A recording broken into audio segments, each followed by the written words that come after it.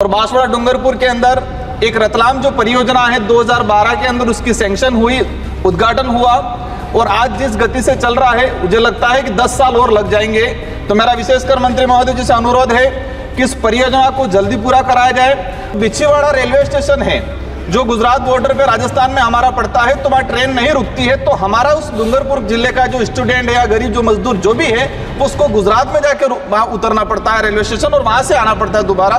तो मेरा मंत्री जी से अनुरोध है कि बिछीवाड़ा रेलवे स्टेशन है उस पर ये 2-4 जो ट्रेनें चल रही है उसको रुकवाया जाए। तो मेवाड़ एक्सप्रेस जो दिल्ली से उदयपुर आती है 5 बजे पहुंच जाती है, पूरा दिन वही ठहरती है। तो आपसे विशेष अनुरोध है कि उसको डूंगरपुर तक ले जाया जाए और वहाँ ठहरे तो वहाँ की जनता दिल्ली आसानी से पहुंच पाए। और नहीं तो अपने एक नई ट्रेन शुरू कर दी है बिल प्रदेश एक्सप्रेस के नाम से, क्योंकि वहाँ लंबे समय से डिमांड चल रही है। डूंगरपुर जो रेलवे स्टेशन है हमारे वहाँ नामकरण राजा डूंगर बरंडा बिल के नाम से इसका नामकरण किया जाए तो राजकुमार में सक्षम होगी।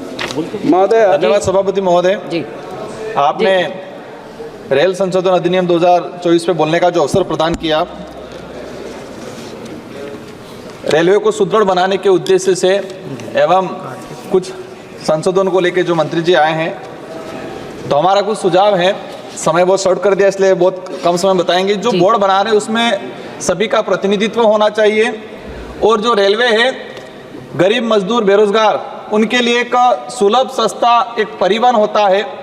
तो जिस दौरान जब एग्ज़ाम होते हैं और एग्ज़ाम के दौरान जिस तरह से बेरोजगार व्यक्ति हमारा जो बेरोजगार युवा जिस तरह से डब्बों में और एक शौचालय में बैठ के जाता है, तो मेरा मंत्री जी से अनुरोध है कि ऐसे इलाके को आइडेंटिफाई किया जाए जो एग्जाम के दौरान जो लोग जाते हैं यहाँ उस समय अतिरिक्त डब्बों की व्यवस्था की जाए।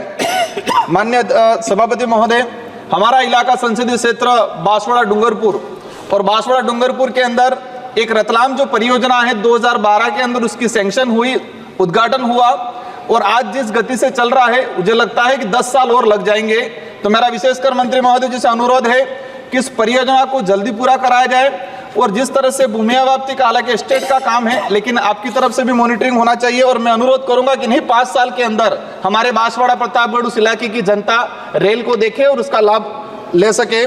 माननीय सभापति महोदय, हमारे वहाँ पर जो ट्रेन चल रही है एक विशेष गंभीर समस्या है। 1 मिनट ही हुआ है मैडम, 2 मिनट मिलेंगे। 1 मिनट ही हो पाया है जी जी। तो आपने बजा दिया, मैं भूल गया क्या बोलना था वही। तो असरवा जो जयपुर जो ट्रेन चलती है असरवा और जयपुर 12,981 और वही असरवा से कोटा जो बिछीवाड़ा रेलवे स्टेशन है जो गुजरात बॉर्डर पे राजस्थान में हमारा पड़ता है, तो वहाँ ट्रेन नहीं रुकती है। तो हमारा उस डूंगरपुर जिले का जो स्टूडेंट है या गरीब जो मजदूर जो भी है वो उसको गुजरात में जाकर वहाँ उतरना पड़ता है रेलवे स्टेशन और वहाँ से आना पड़ता है दोबारा। तो मेरा मंत्री से अनुरोध है कि बिछीवाड़ा रेलवे स्टेशन है 2-4 जो ट्रेनें चल रही है उसको रुकवाया जाए।